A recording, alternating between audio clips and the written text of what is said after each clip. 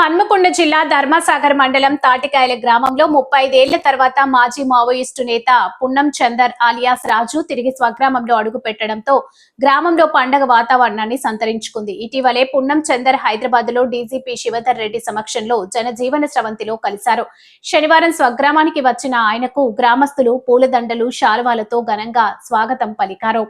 చిన్ననాటి పాఠశాలను సందర్శించిన ఆయన పెద్దమ్మ గుడిని దర్శించుకుని బాల్య స్నేహితులతో ముచ్చటించారు. చిన్న వయసులో ఉద్యమ గీతాలకు ఆకర్షితుడై మావోయిజం వైపు మొగ్గు చూపిన పున్నం చందర్ 3.5 దశాబ్దాల తర్వాత సాధారణ జీవితంలోకి అడుగుపెట్టడం స్థానికుల్లో చర్చనీయాంశమైంది. ఈ సందర్భంగా పున్నం చందర్ మాట్లాడుతూ, ఇన్నేళ్ల తర్వాత నా ఊరు, నా ప్రజలు, నా పాఠశాల చూసి హృదయం పొంగిపోయింది. ఇకపై సమాజ సేవలో భాగస్వామి అవుతా అని తెలిపారు.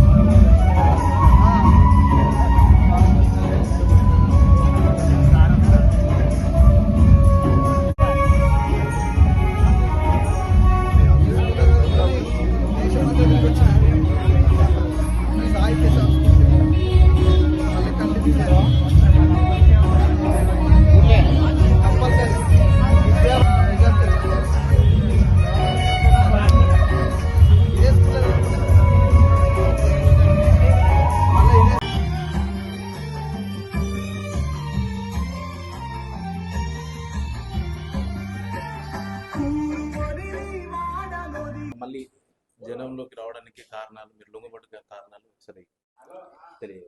ఒక చిన్న కరెక్షన్ ఏంటంటే, లొంగుబాటు అనేది గవర్నమెంట్ కూడా అంటలేదు, Jain in the main stream అనేది చెప్తుంది. కనుక జనంలోకి రావడం జరిగింది. అంటే జనము అంటే ఇప్పుడు దండకారణ్యంలో కూడా జనాలే ఉన్నారు. కాకపోతే ఈ మరీ బ్రాహ్మణత్వంలో కూరుకపోకుండా, ఫ్యూడలిజంలో కూరుకపోకుండా ఉన్న ప్యూర్ కమ్యూనిటీస్ అక్కడ ఉన్నాయి.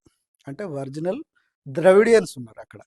మనం కూడా ద్రవిడియన్స్మే కనుక వాళ్ళు తర్వాత ఇక్కడైనా అక్కడైనా అందరూ ఫస్ట్ అయితే అందరూ ద్రవిడియన్స్, ఆ తర్వాతనే ఇవన్నీ ఏర్పడ్డాయి. ఆ తర్వాత ఏంటంటే ఆ జనం నుంచి ఈ జనంకి వచ్చినాం, అంతే తేడా. అయితే ఇక్కడ మరి ఇప్పుడే రావడానికి గల కారణం ఏంటి అని అంటే, ఇప్పుడు మారిన పరిస్థితులలో అంటే ముఖ్యంగా చెప్పుకోవాల్సినప్పుడు ఇక్కడ ఆర్థిక, రాజకీయ, సామాజిక పరిస్థితులు చాలా మార్పు చెందిన తర్వాత మనం కూడా మారితేనే మంచిగా ఉంటుంది అనే దాంతో తర్వాత గవర్నమెంట్ కూడా ఆహ్వానించింది, డిపార్ట్మెంట్ ఆహ్వానించింది. వీటన్నిటిని దృష్టిలో పెట్టుకొని మనం ఇప్పుడు ఈ మెయిన్ స్ట్రీమ్కి అనేది రావడం జరిగింది. మీరు వనంలోకి వెళ్ళడానికి ఆ రోజుల్లో ఉన్న పరిస్థితి, ఎలాంటి పరిస్థితుల్లో మీరు వెళ్ళాల్సి వచ్చింది? ఏ వయసులో వెళ్ళారు? మీరు ఏదైతే ఉద్యమంలో, మావోయిస్టు ఉద్యమంలో ఉన్నారో ఏ పదవులో ఎక్కడెక్కడ పనిచేశారో ఒకసారి పూర్తిగా ఉద్యమం సంబంధించింది ఒకసారి పూర్తిగా. నేనైతేనేమో మా గ్రామం అనేది మీరు ఎట్లా చూసిండ్రు ఇప్పుడు, అంటే ఇది తాటికాయల గ్రామం. ఇది ఒక రకంగా చెప్పాలంటే భూస్వామ్య అంధకార చీకట్ల కబంధ హస్తాల ఉన్న గ్రామం. ఆ కబంధ హస్తాల్లో ఉన్న గ్రామం ఇది. అంటే చుట్టుపక్కల భూములన్నీ ఉండేటి, కానీ పిడికెడి మందికి చేతుల్లోనే భూములు ఉండేటి. తర్వాత ముఖ్యంగా అంటే దొరసామ్యం అనేది కళ్ళకు గట్టి, అంటే ఇప్పుడు మీరు ఇప్పుడున్న ఈ యంగ్ జనరేషన్కు చాలామందికి తెలియకపోవచ్చు, కానీ ఒకప్పుడు మాత్రం భూములన్నీ భూస్వాముల చేతులు ఉండేటి, తర్వాత వనరులన్నిటి తక్కువ ఉన్నా కూడా వాళ్ళ చేతులు ఉండేటి. అట్లాంటి ఒక ఫ్యూడల్ సొసైటీ ఇది. అట్లాంటి గ్రామం, ఆ నేపథ్యం అంటే గతంలో కనుక మన గద్దరు ఒక పాటలో చెప్తాడు, నక్సల్ బరి బిడ్డలో ఒక కథ, పల్లె బతుకులు చూడరమ్మ పోరం బిడ్డల్ని గంటున్న మల్లేలోయమ్మ, పల్లె బతుకులు చూడరమ్మ, గిరగిరా గిరికేమో గిర్రునా తిరిగే, కోడి కూతలతోని ఊరులేసింది, సంకానెత్తి సద్ది పదముందు కంది, ఊరుగు ఊరు చుట్టూ తిరిగి పొద్దు, ఊరు చుట్టూ తిరిగి పొద్దు, గూటిలో నాకు కూసుంది దొరగాడి ఊరి మీద గుండె మీద కూసున్నట్టుగున్నది పల్లె బతుకులు చూడరమ్మ, పోరు బిడ్డల్ని గంటున్న మల్లేలోయమ్మ, పల్లె బతుకులు చూడరమ్మ అని గద్దరు ఏ విధంగా అయితే ఆ పాటలో వర్ణించిండో, ఆ పాట విన్నప్పుడు కూడా మా ఊరు కూడా గట్లే ఉండేది. రోడ్లు లేవు. నా చిన్నతనంలోనే కరెంట్ వచ్చింది చూసిన, నా చిన్నతనంలోనే బస్సు వచ్చింది చూసిన, నా చిన్నతనంలోనే ఇప్పుడు మేము దాటుకుంటూ వచ్చిన అలవాటు వచ్చింది చూసిన. అంటే ఒక ఫ్యూడల్ సొసైటీ సమాజాన్ని ఎంత ధ్వంసం చేయాలనో అంత ధ్వంసం చేసింది కళ్ళారా చూసినోని. కనుక ఒక రెండు విషయాలు నన్ను ఉద్యమం వైపు తీసుకుపోవడానికి అవి మెయిన్ కారణాలు. నెంబర్ 1 ఒకటి ఫ్యూడలిజం, నెంబర్ 2 కుల వివక్షత. అంటే ఒక దొరొస్తున్నాడనంటే దాదాపుగా అందరూ ఎక్కడోళ్ళు అక్కడ పారిపోయేటోళ్ళు. అసలు ఆయన వస్తాడంటేనే ఏముండకపోయేది. అది నేను చిన్నగా ఉన్నప్పుడే చూసిన. ఈ రెండు కారణాలు అది దాదాపుగా నన్ను అంటే ఈ రెండు కారణాలకు సంబంధించిన జవాబులు వెతుక్కోవడానికి బహుశా నేను మార్క్సిజం వైపు వెళ్ళాల్సి వచ్చిందో అనిపిస్తుంది అన్నట్టు. ఉద్యమంలో ఎన్ని సంవత్సరాలు పనిచేశారు? ఏ ఏ హోదాలో పనిచేశారు? ఇప్పటికి నేను అంటే మళ్ళీ మా ఊరు చేరే ఈ టైం వరకు కనీసం ఉద్యమంలో 1990లో నేను పార్టీలోకి వెళ్ళిన. అంటే ఫస్ట్ పార్టీ అనేది కూడా నాకు తెలియదు. గద్దర్ జననాట్య మండలి అనేది తెలుసు. జననాట్య మండలి బాల కళాకారుడిగా నా విప్లవ ప్రస్థానం అనేది మొదలైంది. ఫస్ట్ 90 తర్వాత నేను అంటే 90లో కూడా ఏంటంటే ఇక్కడ ఆల్రెడీ అన్నాసాగర్ దళం అనేది ఉండేది. ఇక్కడ పార్టీకి సంబంధించిన చంద్రన్ అని అప్పుడు ఉండేది, క్రాంతి రణధీర్ ఆయన, ఒరిస్సాలో అమరుడు ఆయన ప్రకాష్ పేరుతోటి. ఆయననే ఇక్కడ దాదాపుగా నేను ఫస్ట్ ఏంటంటే బేసిక్ ఫోక్ సింగర్ను. ఊళ్ళే ఏ పాట అయినా మళ్ళీ తిరిగి పాడేటోని. బతుకమ్మ పాట కానీ ఎలాంటి పాటనైనా ధారాళంగా ఓ పెద్ద గొంతుతోటి వాడేది. పెద్ద అంటే పాట అనేది ఒకసారి రేడియో అనేది వచ్చింది. అది అంటే ఎక్కడైనా ఒక్కసారి అంటే అది పాట వచ్చేది. అది జెన్యున్గా వచ్చింది, అది సహజంగా వచ్చింది. అదేదో నేను నేర్చుకున్నది కాదు, ఏం కాదు. కనుక అది ప్రజలలో బాగా ఫేమస్ అయిపోయిన తర్వాత ఈ క్యాంపెయిన్ బ్యాచెస్ వచ్చినాయి. అట్లా ఇట్లా ఆ మాట ఈ మాట మన పార్టీకి తెలిసి ఆ చంద్రన్న పిలిపించుకొని ఏం తమ్మి మరి గద్దర్ దగ్గర పోతావా అని అన్నాడు. గద్దర్ దగ్గర పోతావంటే ఆ కాలంలో భగవంతుని దర్శనాన్ని పోతావా అన్న రేంజ్లో ఉండేది. కనుక అందరూ ఒప్పుకున్నారు ఆ టైంలో. పోతా అని చెప్పిన. అప్పుడు పంపించింది అన్నట్టు. డైరెక్ట్ గద్దర్ దగ్గర పోయిన. వెంకటపురం, ఇప్పుడు వెన్నెల కావచ్చు, సూర్యం కావచ్చు, వీళ్ళందరి అక్కడనే ములాఖాత్ అయింది. తర్వాత సంజీవ్ చాబాలలో నెల రోజుల ట్రైనింగ్ జరిగింది. పాట ఎట్లా వాడాలి అనేది అంత నాలెడ్జ్ లేదు, కానీ ఆయనే ఒక్కొక్క పాటకు నేపథ్యం ఎట్లుంటుంది అనేది బాగా వివరించిండు. వరవర్రావు సార్ చెప్పింది నూతన ప్రజాస్వామిక విప్లవం అనే ఒక క్లాస్ చెప్పిండు. తర్వాత నాటకాలు ఎట్లా వేయాలనేది మన కాకరాల గారు కావచ్చు, లేదా వంగపండు, వీళ్ళందరిని అక్కడనే చూసిన ఫస్ట్ టైం. ఇప్పుడున్న లెజెండ్స్ అంతా అక్కడనే కలిసిండు. తర్వాత గద్దర్కు నేను పాట వాడిన తర్వాత ఇక చిరకాల ఒక సహచరునిగానే మిగిలిపోయిన ఆ టైంలో. అట్లా ఏంటంటే ఆ ప్రాసెస్లో నేను వచ్చిన, అంటే గద్దర్ది. ఆ తర్వాత నేను మళ్ళీ వరంగల్ జిల్లాలో ప్రతి గ్రామాన్ని తిరిగి 1 సంవత్సరం పాటు కొన్ని వందల ప్రోగ్రామ్స్ ఇచ్చినాం జననాట్య మండలి. అందరూ వాడేది ఒక ఎత్తు, మేము వాడేది ఒకే ఒక పాట ఇంతదాకా వాడింది, ఎక్కడున్నారు అన్నది. ఇక ఏ ఊరు పోయినా ఎక్కడున్నారు అన్నలు పాట వాడిన పిల్లగాడిగానే ముద్ర తప్ప నా పేరు లేదు, నా పాట మాత్రం ఉండే. అప్పటికి పేరు చిన్నోడు అనేటోళ్ళు, అంతే, ఇక చిన్న అనేటోళ్ళు, లేకపోతే అది. ఆ తర్వాత నేను అట్లనే అదే కంటిన్యూషన్లో ఈ 93లో అంటే ఈ జిల్లా తిరుగుతూ 90లో కూడా ఏంటంటే ఇటు నర్సంపేట, నెక్కొండ, తర్వాత చిట్యాల, ప్రతి గ్రామంలో పోయినా నేను. ప్రతి గ్రామంలో పోయి ప్రోగ్రామ్స్ ఇచ్చినాం బాల్య దశలోనే. అంటే పాఠ్యాంశాలు కాకుండా ఉద్యమ పాఠాలే చదివినాం.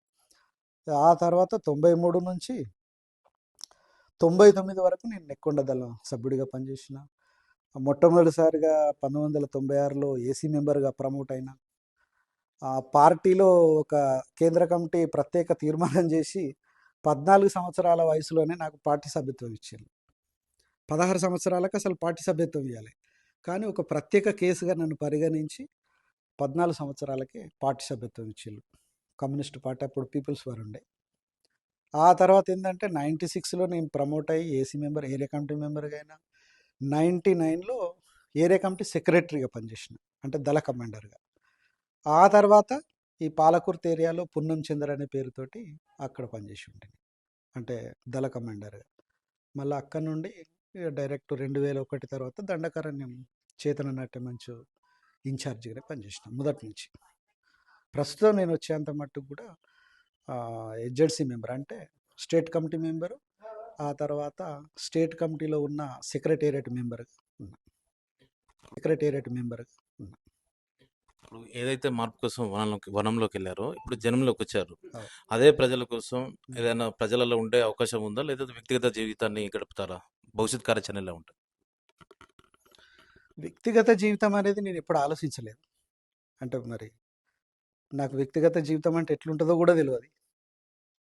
కష్టం అంటే అంటే నేను ఆ వ్యక్తిగత జీవితానికి వ్యక్తిగత ఆస్తి లేదు. ఇప్పుడు మీరు చూస్తూనే ఉన్నారు కదా, నాకు ఇల్లు లేదు, తల్లిదండ్రులు లేరు, అన్నలు ఉన్నారు, కానీ వాళ్ళ లైఫ్లో వాళ్ళు ఎంతో కష్టంగా బతుకుతున్నారు కదా, అంటే వర్కింగ్ క్లాస్ ఫ్యామిలీ. ఇట్లాంటి పరిస్థితుల్లో మరి మొత్తం జీవితం సగం అంతా ఇంకా సెంచరీ కొంత ఉంది, కానీ అంటే హాఫ్ సెంచరీ ఉంది, కానీ ఇప్పటి వరకు అంతా ప్రజల కోసం అర్పించి ఇక ఇప్పుడు మాత్రం నేను నా కోసం చూసుకుంటా అంటే అది అసంభవం, అన్యాయం కూడా అవుతుంది. అంటే ఇప్పటి వరకు నేను నేర్చుకున్న ఒక జ్ఞానం, అంటే ఇప్పుడు మార్క్సిజం, లెనినిజం కావచ్చు, సమాజం కావచ్చు, తర్వాత సాంస్కృతికంగా ప్రత్యేకంగా ఎంతో అధ్యయనం చేసి, తర్వాత ప్రజలు ఎంతో సహకరించి, తర్వాత పార్టీ క్యాడర్ కూడా, నాయకత్వం కూడా నన్ను ఎదిగించుకోవడం కోసం ఎంతో కృషి చేసింది. నేను కూడా వాళ్ళ నమ్మకాల్ని వమ్ము చేయకుండా నేను కూడా ఎదిగి వచ్చినోడిని కనుక, ఈ కాలం నాయకుడిగా ఎదిగినోని కనుక ఈ జ్ఞానం అనేది అది ప్రజలకే అంకితం. అంటే బుద్ధుడు, అంబేద్కరు అంటే ఎంత జ్ఞానం నేర్చుకున్నా కూడా అది సమాజానికే ఉపయోగపడ్డది, అంటే సర్వ్ ద పీపుల్ అన్నట్టుగా. ఇప్పుడు కొత్తగా మా కోసం మేము సేవ చేసుకోవడం కాకుండా ప్రజలకు ఏ మేరకు, అంటే ప్రజాస్వామ్య పరిధిలో చట్టబద్ధంగా ప్రజల కోసం ఏ మేరకు పనికొచ్చిన, అంటే ఇప్పుడు ఉదాహరణకు సైంటిఫిక్ టెంపర్ అనేది ఒకటి ఉంది. ఆ తర్వాత ద్రవిడియన్ కల్చర్ను డెవలప్ చేయడం, ఫ్యూడలిజానికి వ్యతిరేకంగా పోరాడడం.